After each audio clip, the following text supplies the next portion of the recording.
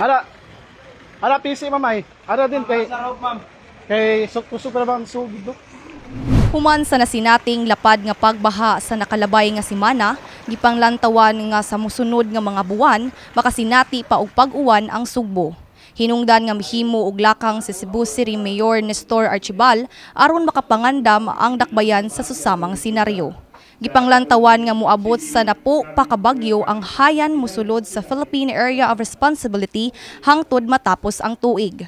Karon nga hingpit na nga naaprobahan ang rekomendasyon sa Disaster Risk Reduction and Management Council sa pagpaubos sa syudad sa state of calamity, magamit dayon ang kapin 60 million pesos nga quick response fund. So what they were thinking is that I think we need to declare calamity so that we could have some preparations ba nga makakita tag kana bitawng hayag nga makagamita og funds within the calamity budget para makagamit nato for for equipment rental siguro kung sa equipment nga wala para magamit na nato, but then again i-deliberate na nila karon. Gawas ni ini gipaabot sab ni Archibal nga ipatuman ang planong pag-update sa Drainage Master Plan.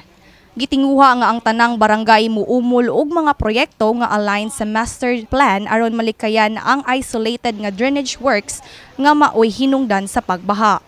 Laing gitumbok sa mayor nga angayang lihukon mao ang mga gabion dams nga gitukod kaniadto nga wa nay silbi tungod sa sediment nga wala malimpyuhe.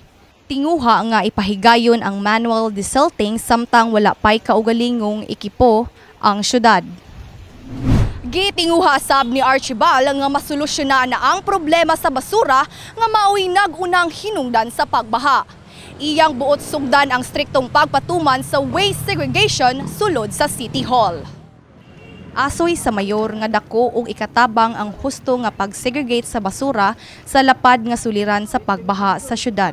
Dili pa gani kuhaon, ayaw ninyo ibutang, ayaw ninyo siya isagol. Because what we're trying to do now, ato ginanggi himo nga ma-segregate na gyud ang mga garbage. In fact, dinhi sa City Hall kanina sa atong meeting, naagyo tay certain deadline within supposed to be karong July, makahimo na gyud klaro nga segregation. Nya gikan sa segregation, ato sang gisultian ng admin nga kinahanglan nga ang katong garbage nga segregate dili isagol. We will do i-composting. Katong uban nga plastics, well, di pa man nato mahimo dayon ang plastic sa pagkakaroon. Samtang usa sa palawman sa mayor mao ang pagsusi sa usa ka drainage project nga nagkantidad og 1.3 billion pesos nga na-award na ang kontrata ni adtong 2021 apan hangtod karon wala pa napatuman.